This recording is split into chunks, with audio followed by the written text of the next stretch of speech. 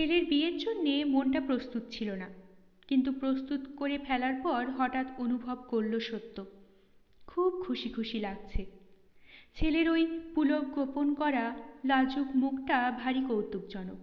মাঝে মাঝে বিয়ের সংক্রান্ত এক একটা কথা ফেলে সেই পুলকটা দেখে নিচ্ছে আর মনে মনে মুখ টিপে হাসছে সত্য। সত্যর মনের উপর যে অনেকগুলো বয়সের ভার জমেছিল, তার থেকে কি কতকগুলো বয়স ঝরে পড়ে গেল। তার ইদানিংয়ের স্তিমিত আর তিক্ত স্বাদ দিনগুলো যেন চাপা পড়ে যাচ্ছে। মধুর এক কৌতুক রসে চঞ্চল হয়ে উঠছে দিনের চেহারা, রাতের চিন্তা। বিয়ের গোছের সঙ্গে সঙ্গে এ কথাও ভাবতে শুরু করেছে সত্য। সম্পর্কে এমন কাউকে দেখতে পাচ্ছে না যে ওদের ফুলশয্যের ঘরে আড়ি পাতবে। সত্যর সঙ্গে সম্পর্কটা যে বড়ই সাংঘাতিক, একেবারে মা বলে কথা। তবু ভাবতে থাকে সত্য, তাদের বারুইপুরের বাড়ির যে ঘরটায় বরকনে ফুলশয্যে হবে, সেই ঘরের দরজা জানলায় কোথাও একটা ছ্যাঁদা করে রাখতেই হবে। ওই কি আর একটা কাজে লাগতে পারবে না? সত্যর বাপের বাড়ির অনেকেই তো আসবে। এই চিন্তাতেই মনটা যেন উৎসাহে উদ্বেল হয়ে উঠেছে। প্রথম সন্তান যদি মেয়ে হতো, হয়েও তো ছিল, থাকলো না তাই। যদি থাকতো, কোন কালে তার বিয়ে থোয়া হয়ে যেত, শাশুড়ি হয়ে যেত সত্য। কিন্তু সে ঘটনাটা ঘটে উঠতে পায়নি। এতখানি বয়সে সত্যর এই প্রথম কাজ। আর সে কাজ কন্যাদায় উদ্ধার নয়, ছেলের বিয়ে। ছেলের মামাবাড়ি থেকে সবাইকে না এনে ছাড়বে নাকি সত্য? কারোর কোনো ওজোর আপত্তি শুনবে না। নবকুমার যে আবার ঠিক এই সময়ে চলে গেল, তা নইলে এখনই ওকে দিয়ে নিমন্ত্রণপত্র লিখিয়ে ফেলত সত্য। দিন স্থির করে পাকাপাকি নিমন্ত্রণ করবার আগে একখানা জানান চিঠি দিতে হবে বই কি। জানানো কোথায়, বিয়ে হচ্ছে কি বৃত্তান্ত, তাছাড়া তাদের একটু প্রস্তুত করেও রাখা। ছেলের বিয়ে বলে ব্যাপার, অন্তত 5-7 দিন তো থাকতেই হবে সবাইকে। সারদাকে তো অবশ্যই আসতে হবে। বরদার দ্বিতীয় পক্ষকেও আসতে না বললে ভালো দেখাবে না। রাসুর আরও সব ভাইদেরও বিয়ে হয়েছে, তাদেরও বলা দরকার। নতুন ঠাকুমা এখনো রয়েছেন শীতের সিঁদুর দিয়ে। ভাগ্যি মান্নি এও রানী, কিছু না পারুন, বসে বসে এও লক্ষণগুলো করতে পারবেন তিনি। মায়ের জন্য একটা নিঃশ্বাস পড়ল সত্যর। ওদের থেকে কত ছোট ছিলেন মা, অথচ কত কাল হলো হারিয়ে গেছেন। আজ যদি মা থাকতেন। একটুক্ষণ চুপ করে বসে থেকে আবার মনে মনে তালিকা গড়তে লাগলো সত্য। ছেলেপুলের সংখ্যা যে এখন তার বাপের বাড়িতে কটি আর কতগুলি, সেসব সঠিক না জেনে ভেবে মনে মনে লজ্জিত হলো।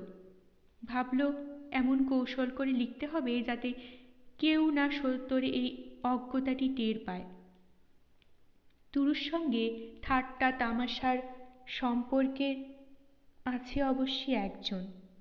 সেজন হচ্ছে বরদার বড় ছেলে বনুর বউ, যার বিয়ের সময় সত্যকে নিয়ে যাবার জন্য অনেক বলা কওয়া করেছিল রাসু। কিন্তু সত্যর তখন অবস্থা শোচনীয়। সুবর্ণ জন্মাবার ঠিক পরের অবস্থা সেটা। প্রায় শয্যাগত সত্য বিয়েবাড়ি যাবার সাহস সঞ্চয় করে উঠতে পারেনি। তাছাড়া মনেও যে সাহস ছিল না। বরদা বড় বউ অবশ্যই সত্যর সে ত্রুটি ধরবে না। সত্যকে সত্যিকার ভালোবাসে ওরা।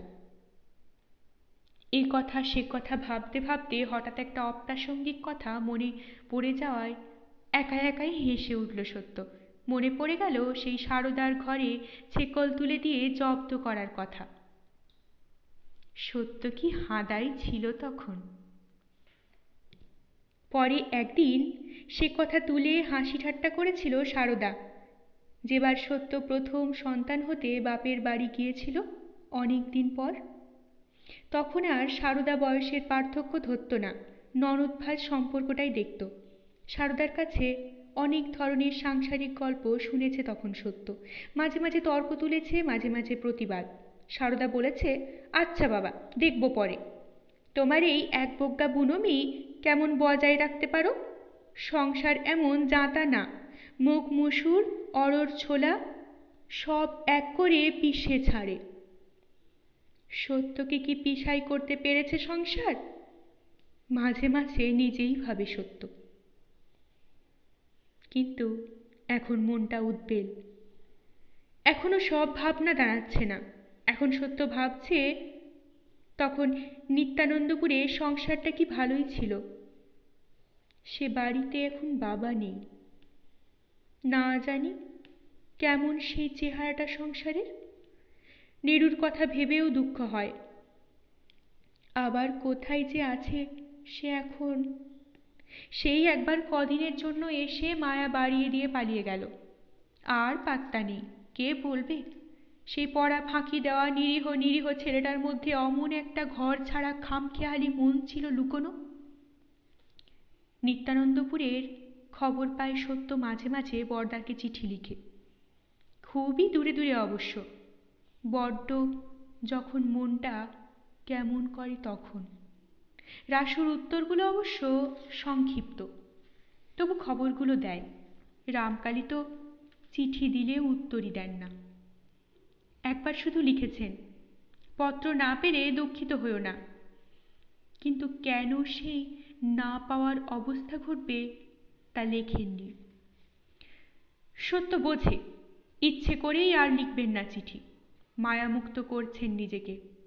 তবু ছেলের বিয়ে উপলক্ষে বাবাকে একবার পায়ের ধুলো দিতে আসতে বলবেই সত্য। বলবে, বাবা, আপনার আশীর্বাদ না পেলে ওদের বিয়েটাই তো বৃথা। ছেলের বিয়ে উপলক্ষ করে চিত্ত সমুদ্রের অনেক নিচের ঢেউ উপরে উঠে আসছে সত্যর। অনেক ধুলোর স্তরে চাপা পড়ে যাওয়া অনুভূতি তীব্র হয়ে সাড়া তুলছে। একদা যে পুণ্যি সত্যর প্রাণের বন্ধু ছিল, সেই পরম মূল্যবান কথাটাও যেন ভুলতে বসেছিল সত্য। কত কাল কত যুগ যে দেখা হয়নি। অথচ বেশি দূরে থাকে না পুণ্যি। শ্রীরামপুরেই তার শ্বশুর বাড়ি। নৌকায় চেপে বসতেই যা দেরি, এক দণ্ডে পৌঁছে যাওয়া যায়। সত্য কখনো ভাবেনি যাওয়া যায়, পুণ্যিও কখনো ভাবেনি আসা যায়। তার সত্য অবশ্যই না ভেবে পারে না।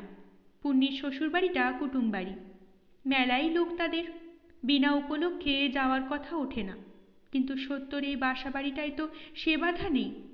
পুণ্যি তো একবার কালী দর্শনের ছুতোয় আসতেই পারত। আসল কথা, সংসার মানুষকে চেপে পিষে ফেলে, বিশেষ করে মেয়ে মানুষকে। তার ভেতরকার যা কিছু মাধুর্য, যা কিছু কোমলতা, যা কিছু ছাঁচ, সব যেন ঘষে খইয়ে ভোঁতা করে শুকিয়ে চারটি ধুলোবালি করে ছেড়ে দেয়। নইলে পুণ্যির বৈধব্য সংবাদেও তো একবার গিয়ে দেখা করে উঠতে পারেনি সত্য। পুণ্যিকে আনতেই হবে তরুর বিয়েতে। হঠাৎ মনটা ভারী চঞ্চল হয়ে ওঠে। একটা দোয়াত কলম আর একখানা কাগজ নিয়ে পুণ্যিকে চিঠি লিখতে বসে যায় সত্য। শ্রীচরণ কমলেশু, পাঠই দেয়। যতই হোক পিসি। তরুর বিয়ের সংবাদ জানিয়ে আবেদন জানায়। পিসি যেন ছেলে, ছেলের বউ ও মেয়েদের নিয়ে নিশ্চয়ই তার আসার ব্যবস্থা করে। সম্মতিপত্র পেলেই আনতে লোক পাঠাবে সত্য। লোক পাঠাতে হবে বই কি, নইলে অত দূর কুটুম্ব আসবে কেন? সমাজ সামাজিকতার মধ্যে বন্ধুত্ব কথাটার কোনো মূল্য নেই। চিঠি লেখা হলেও এখন ডাকে দেওয়া চলবে না। নবকুমার এখন অনুপস্থিত।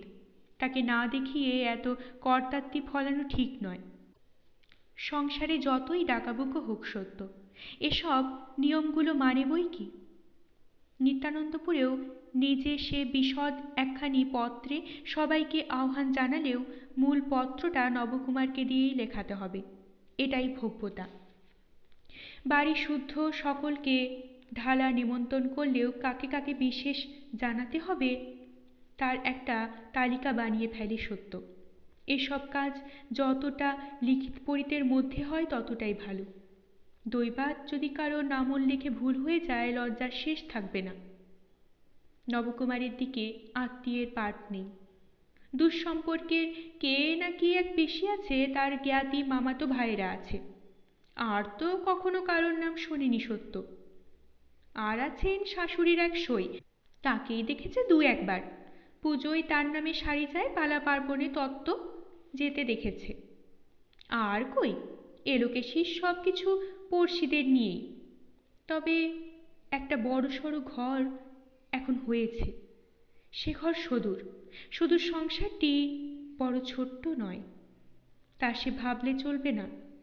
ছেলের বিয়ে ব্যাপারটিও তো ছোট নয়। নিজের সেই বাল্য শৈশবের কথা মনে পড়ে যায় সত্যর। কত বড় বড় যজ্ঞী হতো এক একটা কাজে। ভাত পৈতে বিয়ে তো দূরের কথা, ঠাকুমার অনন্ত চতুর্দশী ব্রত উদযাপনেই যা ঘটা হয়েছিল সেবার, উহ!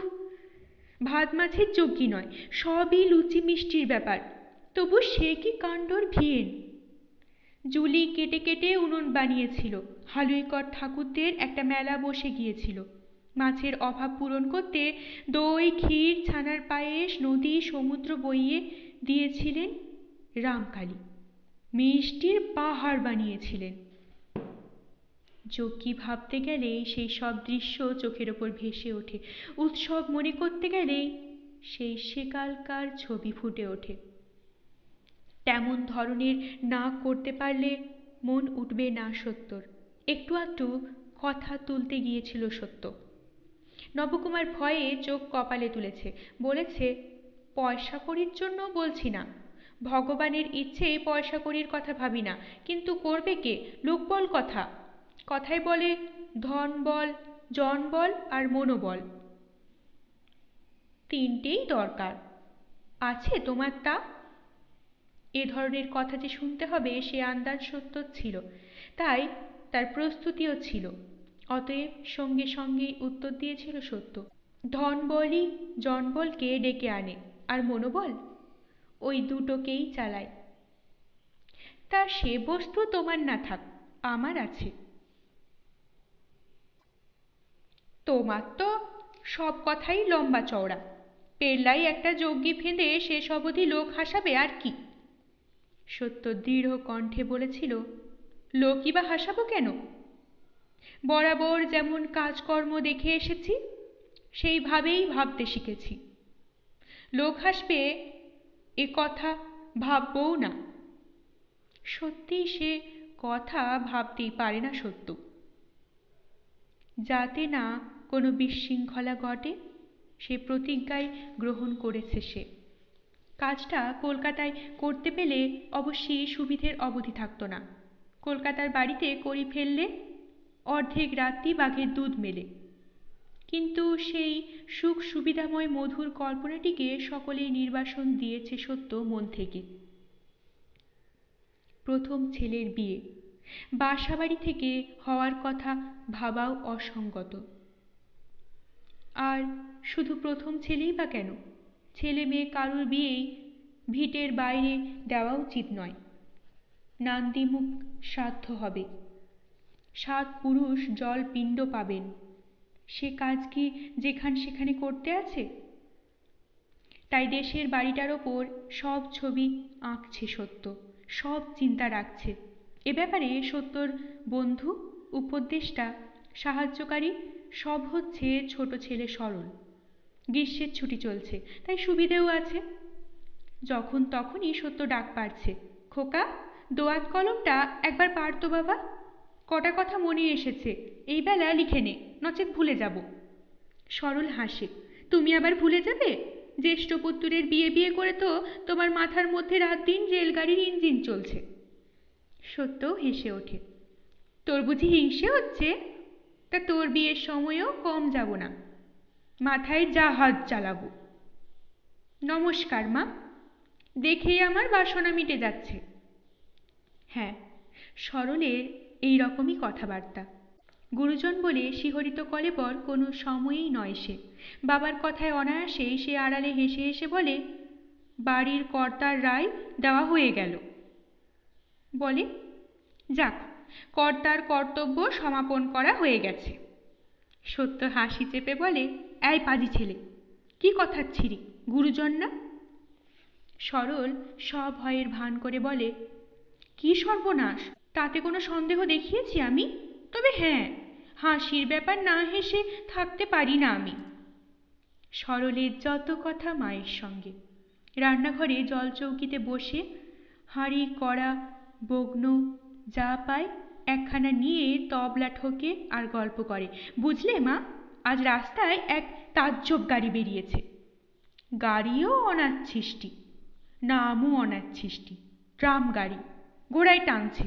উহ, সেই ট্রাম গাড়ি দেখবার জন্য কি ভিড়টাই হয়েছে। রাস্তার দুধারে কাতারে কাতারে লোক দাঁড়িয়ে পড়েছে। বলে, বুঝলে মা, আজ হেদোর ধারে একটা বন্ধুর সঙ্গে কথা কইতে কইতে হয়ে গেল একচোট। সে বলে কি না বাঙালি জাতটার কিচ্ছু হবে না, ভণ্ড আর হুজুগে জাত এটা। চড়ে গেল রাগ, খুব শুনিয়ে দিলাম। সত্য আগ্রহ ভরা মুখে বলে, কি শোনালি? এবার সরল লজ্জিত হয়, হেসে ফেলে বলে, কি আর বললাম, জাতের কলঙ্ক ঘোচাবার চিন্তা নেই। হেসে হেসে নিন্দে করতে লজ্জা করে না? গলায় দড়ি দাও গে, নচেত এই হেদোর জলে ঝাঁপ দাও গিয়ে। সন্ধ্যাবেলা রান্নার সময়টা হচ্ছে সত্যর আনন্দের সময়। এই সময় সরল এসে বসে। সাধন বরাবরই অন্য ধরনের, চুপচাপ, মুখ বোঝা, লাজুক, তাছাড়া একটু বিজ্ঞ। রান্নাঘরে এসে বসার কথা সে ভাবতেই পারে না। এক গ্লাস জল গড়িয়ে খাবার ক্ষমতাও তার নেই। যা কিছু কাজ সরল করে। সরল সত্যর ডান হাত। এখনো ভূমিকালিপি পূর্ববৎ, শুধু সংলাপের সুর অন্য। সরল বলে, বাবা তো শুনেছি ভেলভেটের চোগা চাপকান টুপি পরে বিয়ে করতে গিয়েছিলেন। দাদা কি পরে যাবে মা? সত্য তাড়া দেয়, বটেরে ফাজিল কেষ্ট ছেলে। ভেলভেটের চোগা চাপকান পরা সেই মূর্তি তুই দেখেছিস বুঝি? সরল বলে, আহা, পূর্বান্নেই তো বলেছি, শুনেছি। কার কাছে শুনলি শুনি? কেন, পিসির কাছে। পিসির কাছে তোমার ছোটবেলার কথা, বাবার ছোটবেলার কথা সব শুনেছি। পিসি তাহলে তোকে বাপের বিয়ে দেখাচ্ছে? সত্য হাসে, তারপর বলে, তুরু কি পরে বিয়ে করতে গেলে মানাই তুই বল? আমি কি বলবো? আর বললেই বা শুনছে কে? চোগা না চাপাও, সেই বেগুন রঙা চেলির জোর তো চাপাবেই তার ঘাড়ে। তবে বিয়ে করা মানেই সংসাজা। বাবা, আচ্ছা, তোকে আর বিয়ে মানে ব্যাখ্যা করতে হবে না।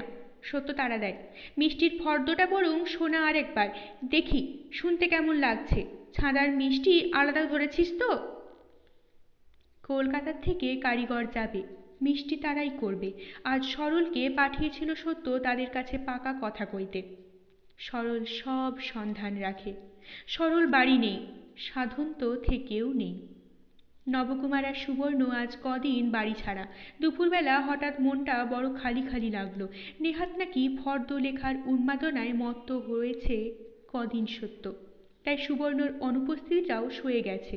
নইলে সেই কথার রাজা মেয়েটা কাছে না থাকা সত্যর পক্ষে কম শূন্যতার নয়। 10 দিন বলে গিয়ে 12-13 দিন করছে নবকুমার। এদিকে বিয়ের দিন এগিয়ে আসছে। সব সময় মানুষটা দায়িত্ব জ্ঞানহীন। খুচরো কাজ আপাতত হাতে কিছু নেই। বিয়ের ভোজের সুপুরি কাটবার ভার নিয়েছে নিতাইয়ের বউ। সদু বলেছে বড়ির ভার তার। 1 মণ ডালের বড়ি সে দিয়েছে রোজ কিছু কিছু করে। সলতে পাকাবে সদুর সতীন। উৎসাহ সকলেরই। তাছাড়া বিয়ের কাজে সবাইয়ের সাহায্য নেওয়াই সামাজিকতা, না নেওয়াই নিন্দে। কনের বাড়ি খুব দূরে নয়, তাদের কাছ থেকে নানা ব্যাপারে লোক আনাগোনা করছে। নমস্কারী শাড়ি কখানা দিতে হবে, ননদ ঝাঁপি কটা, এওডালার কি কি দিতে হয় আপনাদের, এই সব নানা কথা। নবকুমার কিনা এই সময় দেশে গিয়ে বসে রইল। অভাববোধ আর অভিমানবোধটা হঠাৎ চারা দিয়ে উঠে মনটা কেমন খাঁ খাঁ করে তুলছে আজ। হঠাৎ খেয়াল হলো, ছেলের ঘরটা সাজিয়ে ফেলি। বারুইপুর থেকে ফিরে তো এই বাসা বাড়িতেই বাস করতে হবে বউ নিয়ে। বয়সওয়ালা মেয়ে, তাকে আর ঘর বসত এর অপেক্ষায় 1 বছরের মতো বাপের বাড়ি রাখতে ইচ্ছে নেই সত্যর। আজকাল কলকাতার পাড়াপড়শিদের মধ্যে একটা ব্যবস্থার চল দেখেছে সত্য, ধুলো পায়ে ঘর বসত। অষ্টমঙ্গলার মধ্যেই একবার বাপের বাড়ি থেকে ঘুরিয়ে এনে ফের বরকনেকে গাঁটছড়া বাঁধিয়ে দাঁড় করিয়ে বরণ করে তোলা হয়। তার নাম ধুলো পায়ে ঘর বসত। তাতে নাকি আর বছরের মধ্যে বউ আনতে দোষ নেই। সত্য এ ব্যবস্থাটি নেবে। ছেলের তার বউ বউ মন হয়েছে, এ বার্তাটুকু মনে মনে টের পেয়েছে সত্য। বউকে তাড়াতাড়ি আনতে হবে। তা আজকে ঘরটাই বরং ঠিক করে ফেলা যাক। দোতলার 2খানা ঘর, তার একটায় সাধন সরল 2 ভাই সই, আর একটায় সংসারের নানাবিধ জিনিস জমানো আছে। সত্য নিচের ঘরে সই একটা চৌকিতে সুবর্ণকে নিয়ে, আর একটা চৌকিতে নবকুমার, যে বাসায় সুহাসকে নিয়ে থেকেছে। একতলা সেই বাসাটায় ঘর কম ছিল, জায়গা ছিল স্বল্প। নবকুমার বেচারি অনেক বঞ্চিত হয়েছে। এখনকার এই ব্যবস্থা সত্যরই। মানুষটার বয়স হচ্ছে, রাতে একা পড়ে থাকবে? 1 ঘটি জলও তো হাতে এগিয়ে দেবার কেউ থাকবে না একা থাকলে।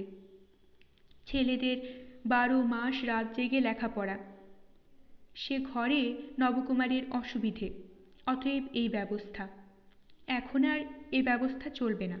এখন দোতলার ওই জিনিসের ঘরটা খালি করে সুবর্ণকে নিয়ে সত্যকে আড্ডা গাড়তে হবে। সরলকে চালান করতে হবে নিচে নবকুমারের ঘরে। তাছাড়া উপায় নেই। ছেলের বউয়ের সামনে স্বামীর সঙ্গে এক ঘরে শোয়াটা ভব্যতার আইনে বাধে, অন্তত সত্যর কাছে। ছেলেদের ঘরটা সত্যর ভালো করে সাজানো, দেয়ালে দেয়ালে দেবদেবীর এবং মহাপুরুষদের ছবি। দেয়াল আলমারিতে সারি সারি বই, এক কোণে পড়ার টেবিল, তার সামনে 2টি টুল, টেবিলে লেখাপড়ার সরঞ্জাম, বড় চওড়া চৌকিতে 2 ভাইয়ের বিছানা। এ ঘরের পরিবর্তন সাধন করতে করতে মনে মনে একটু হাসে সত্য। ব্রহ্মচারী এবার সংসারী হবেন, পাশে ভাইয়ের বদলে বউ। ভাবতে ভাবতে হঠাৎ একটা রোমাঞ্চ জাগে সত্যর। নেহাত ছেলে মানুষের মতো ভাবতে বসে, ওই লাজুক ছেলে না জানি কেমন করে বউয়ের সঙ্গে ভাব করবে, কেমন করে বউকে আদর করবে। তারপর ভাবে, এই যে একটু বয়স হয়ে বিয়ে হওয়া, এ কত সুন্দর, কি অদ্ভুত কাল ছিল সত্যদের। কনের বরের নামে গায়ে জ্বর, বরের বউয়ের নামে কাল ঘাম। সত্য যখন ঘর বসতে এসেছে তখন অবশ্যই ঘর বর পায়নি, কিন্তু যখন পেয়েছে তখন মানসিক অবস্থা ওর থেকে উন্নত নয়। আর বিয়ে মানে জেনেছে তখন তার ছি ছি। সে বিয়ে যেন ছেলে মেয়েগুলোকে নিয়ে বড়দের পুতুল খেলার স্বাদ মেটানো। মস্ত মস্ত এক লোভ দেখিয়ে রাখা হয়েছে, গৌরী দান, কন্যাদান, পৃথিবী দান। আর কিছুই নয়, মেয়েগুলোর চোখ মুখ ফোটাবার আগেই হাঁড়ি কাঠে গলা দিয়ে রেখে দেওয়া। সত্যর মতন দজ্জাল আর কটা মেয়ে হয়? ভয়ে জড় সড় সর্বদা অপরাধিনী, এই তো অবস্থা সবাইয়ের। আবার একটু হাসি ফুটিয়ে ওঠে সত্যর মুখে। নবকুমারের মতন এমন তদ্গত প্রাণ বর না হলে অবশ্যই সত্যর কি করতো কে জানে। মনের অগোচর কিছুই নেই। স্বামী সম্বন্ধে ভেতরে ভেতরে অনেক অবজ্ঞা আছে সত্যর। তবু হঠাৎ আজ এই গ্রীষ্মের দীর্ঘ দুপুরে খাঁ খাঁ করা মনে সেই অবজ্ঞাত মানুষটার জন্যই হঠাৎ বড্ড বেশি মন কেমন করে উঠল তার। নবকুমার বেচারাই কি সুখী হতে পেল? নিজেকে একটু অপরাধিনী মনে হতে থাকল। সত্য যদি নেহাত একটা সাধারণ সংসার সর্বস্ব মেয়ে হতো, বেচারা নবকুমারের জীবনটা অনেক বেশি সুখের হতো, তাতে আর সন্দেহ নেই। এই তো আজই তো সত্য সেই বেচারার শেষ সুখটুকুও কাটতে বসেছে। কিছু নয়, তবু এক ঘরেও তো থাকতো।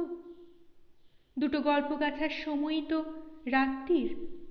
সত্যর মন মেজাজ ভালো থাকলেই তো নবকুমারের আপিসের গল্প আর আপিসের বন্ধুদের গল্প জেগে ওঠে। সে সুখটুকু থেকে বঞ্চিত হবে এবার। ছেলের বউয়ের সামনে এক ঘরে বসে নীতি যে দুর্নীতি, এ কথা নবকুমারকে বোঝানো শক্ত।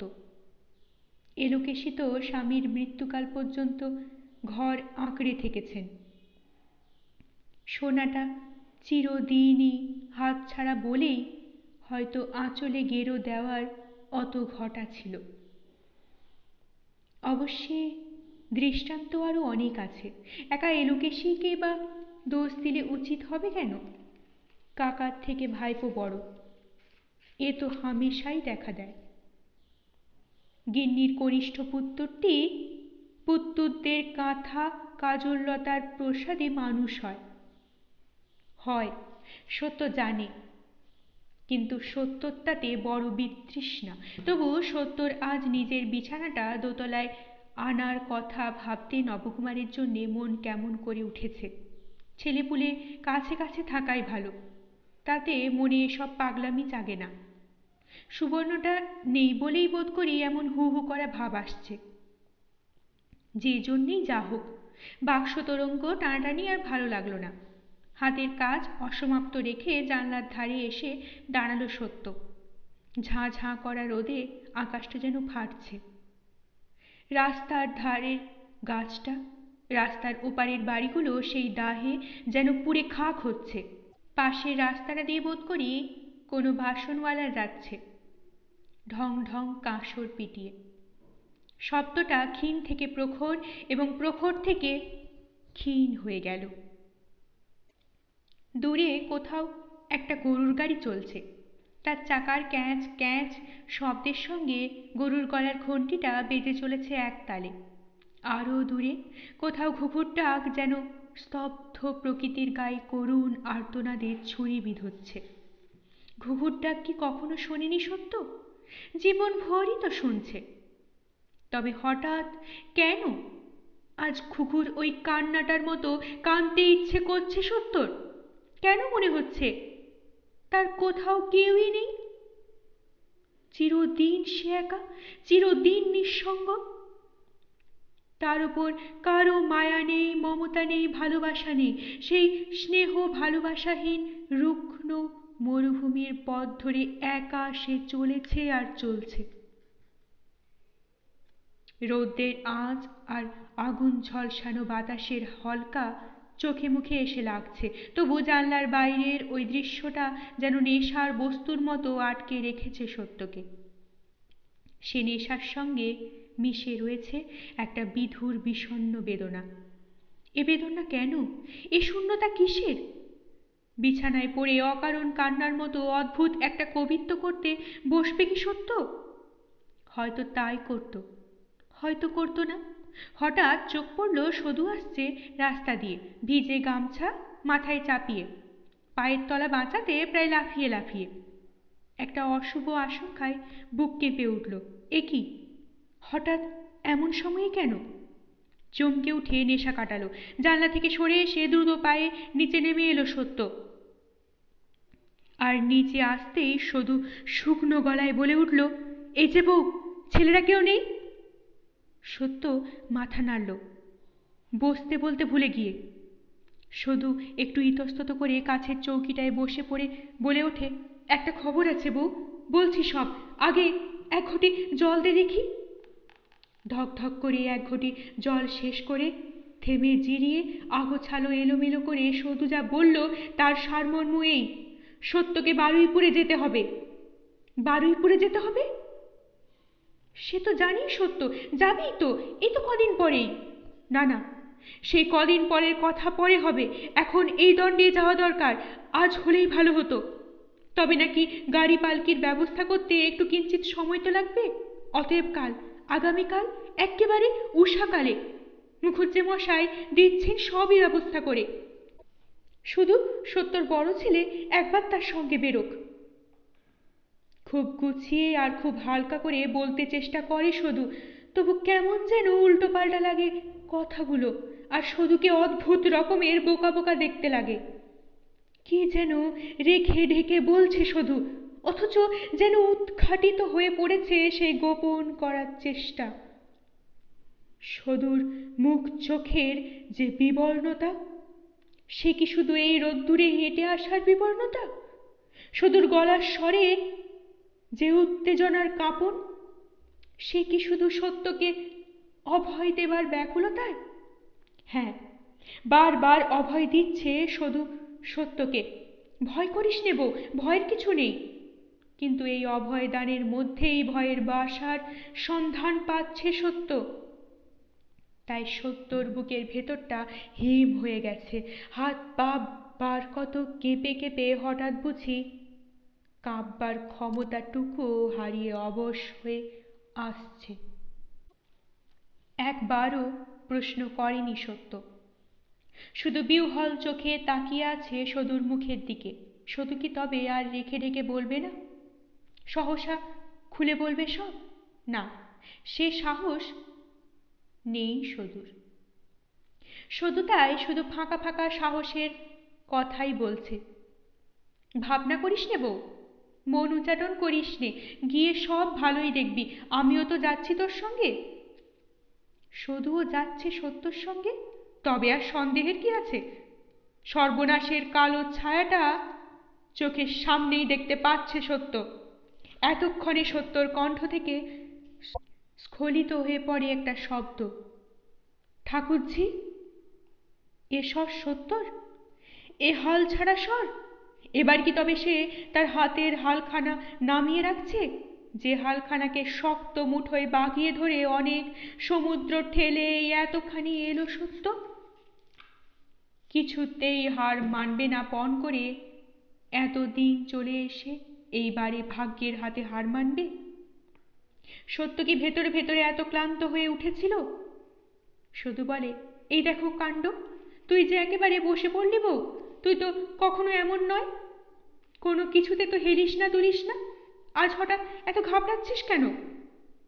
সত্য হঠাৎ সচকিত হয়ে ওঠে, নিজের সে অধঃপতনে লজ্জিত হয়, তবু শিথিল স্বরটাকে সামলাতে পারে না, তেমনি শিথিল স্বরেই বলে, কি জানি ঠাকুরঝি, হঠাৎ মনটা কেমন কুহু গাইছে, মনে হচ্ছে সব যেন ফুরিয়ে যেতে বসলো। দুগ্গা দুগ্গা, ষাট ষাট। শুধু ব্যস্ত হয়ে ষাট বানায়। আমি তোকে বলছি বউ, ভালো ভিন্ন মন্দ কিচ্ছু ঘটেনি, তবে আকস্মাৎ তলবটা কেন এলো ভালো বুঝতে পারছি না। হ্যাঁ, তলব এসেছে, বারুইপুর থেকে নাকি লোক এসেছে, এসেছে সদুর কাছে। শুধু তাদের সবাইকে তাড়াতাড়ি নিয়ে যেতে বলেছে সদুকে। আজ বেরোতে পারলে আজ, না পারলে কাল, যত ভোরে সম্ভব। সত্য একটা নিঃশ্বাস ফেলে বলে, স্পষ্ট কথা, আমার মনই বলছে ঠাকুরঝি, মনে হচ্ছে যেন বিসর্জনের বাজনা শুনতে পাচ্ছি। সেবার ওর অত বড় অসুখেও এমন হয়নি আমার। হ্যাঁ, মনের মধ্যে নবকুমারের কথাই তোলপাড় করে উঠেছে সত্যর। হয়তো ক্ষণপূর্বকালে সেই মন কেমনটার সঙ্গে এক আকস্মিক সংবাদের একটা যোগসূত্র ধরা পড়েছে সত্যর মনের মধ্যে। ধরা পড়েছে বুঝি নিজের মনের দুর্বলতাও। নইলে নবকুমারের জন্য যেবার সাহেব ডাক্তার ডেকে দিয়েছিল সত্য, সেই দিনের কথা বা হঠাৎ মনে পড়বে কেন? সেই দিন যে নিশ্চিত সর্বনাশ জেনেও লড়বার শক্তি সংগ্রহ করেছিল সত্য, সেই কথাটা ভেবে আশ্চর্য লাগছে এখন তার। যাক, বিসর্জনের বাজনা তবে সত্যিই বাজলো এবার। সত্য তেজ, আস্পর্ধা, দাপট সবকিছুই যে সেই মেরুদণ্ডহীন মানুষটাকে মেরুদণ্ড করে, সে কথা কি আর এখন টের পেল সত্য? যখন মানুষটা, ঠাকুরঝি চলে যাচ্ছ তুমি? সত্য ব্যাকুলভাবে সদুর হাত ধরে। সদু বিচলিত হয়। শুধু এই ভয়ানক একটা অমঙ্গল আশঙ্কায় কণ্টকিত মানুষটাকে কি ওই ভয়ঙ্কর মানসিক অবস্থা থেকে উদ্ধার করবে, বলবে? না, বেশি কিছু বলেনি সদু। শুধু সত্যর হাত থেকে হাতটা ছাড়িয়ে নিয়ে ব্যস্তভাবে বলে, কেন এমন উতলা হচ্ছিস বউ? আমি বলছি নবু ভালো আছে, মঙ্গলে আছে। বলতে বলতে দাওয়া ছেড়ে উঠোনে নামে সদু। বলে, যাই, আমারও তো যাত্রার গোছ গাছ আছে কিছু, তুইও যেমন পারিস গুছিয়ে নে। তুরু ফিরলেই আমার ওখানে পাঠিয়ে দিস। সদু যেন এক প্রকার পালিয়েই যায়, আর সত্য সদুর সেই যাওয়ার পথের দিকে নিথর হয়ে তাকিয়ে থাকে, অনেকক্ষণ তাকিয়ে থাকে। এবার নবকুমারকে ছেড়ে আর এক আশঙ্কা বুকটাতে করাত দিয়ে কাটছে। সদুর শেষ কথাটা কানে বাজছে, নবু ভালো আছে, মঙ্গলে আছে, তবে কে তবে মঙ্গলে নেই? সুবর্ণ নামটা মনে আনতেও মন শিউরে উঠছে, তবু মনের চিন্তা কে ঠেকাতে পারে? শতবার সরিয়ে রাখতে চেষ্টা করলেও যে সেই কালে ঠেলে রাখা দুশ্চিন্তাকে সহস্রবার ডেকে আনে মন। এবার বোঝা গেছে সুবর্ণর ভয়ানক একটা কিছু হয়েছে। খুলে বলল না শুধু। কি সেই ভয়ানক? খুব মারাত্মক কোনো অসুখ, নাকি একেবারেই চরম দণ্ড দিয়ে দিয়েছেন ভগবান? সুবর্ণ, সুবর্ণ নামটা সত্যর জীবন থেকে মুছে যাবে?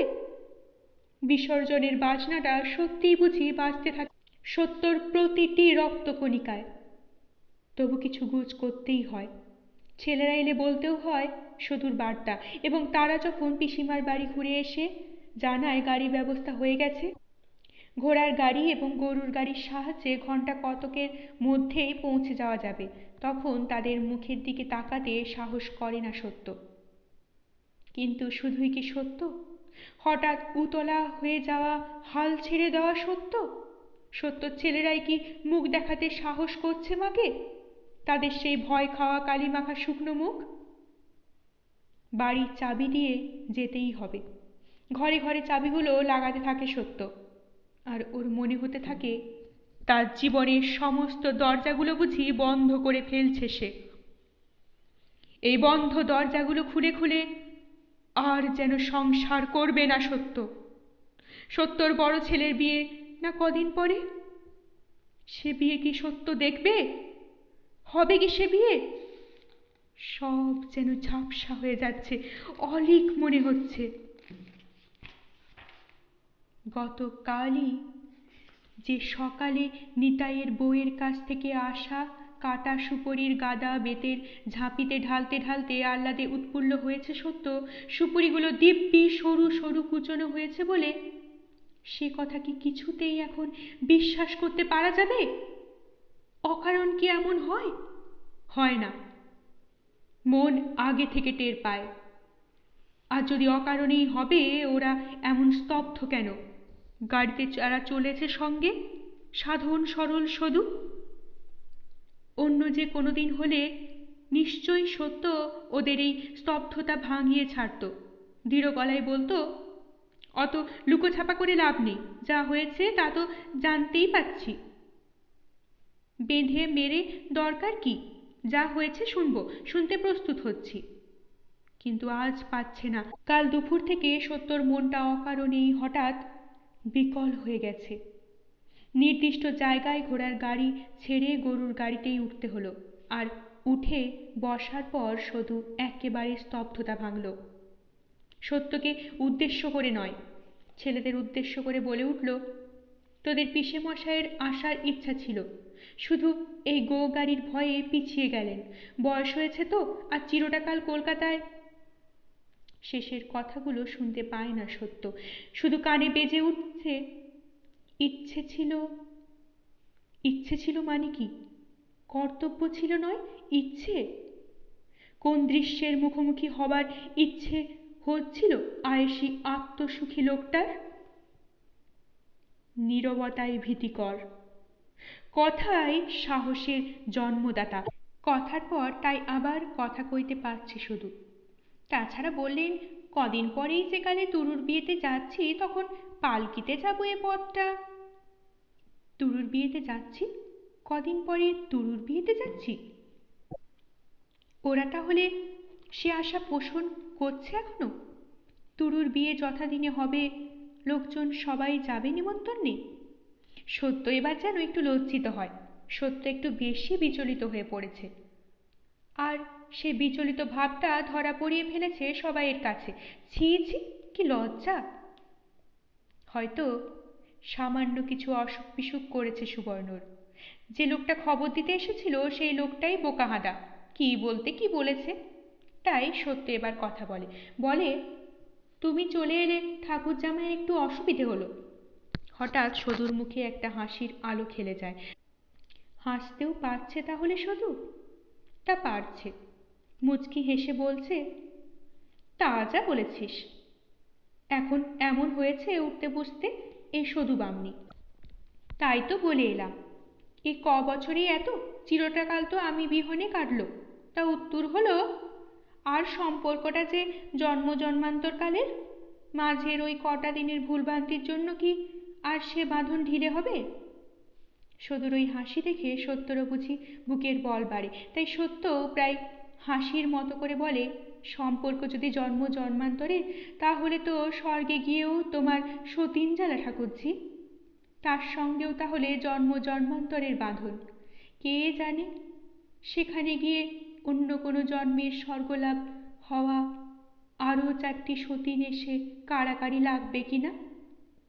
প্রায় হেসেই ফেলল সত্য। জন্ম জন্মান্তর শব্দটাতে কেমন কৌতুকের খোরাক পেল সে। ভালো লাগলে অবশ্যই লাইক করবেন, শেয়ার করবেন। পরবর্তী পর্বে চোখ রাখতে চ্যানেলটিকে অবশ্যই সাবস্ক্রাইব করবেন ও প্রতিটি পর্ব মিস না করার জন্য বেল আইকনটি প্রেস করবেন। আপনাদের অভিমত কমেন্ট বক্সে অবশ্যই জানাবেন। অনেক ধন্যবাদ। নমস্কার।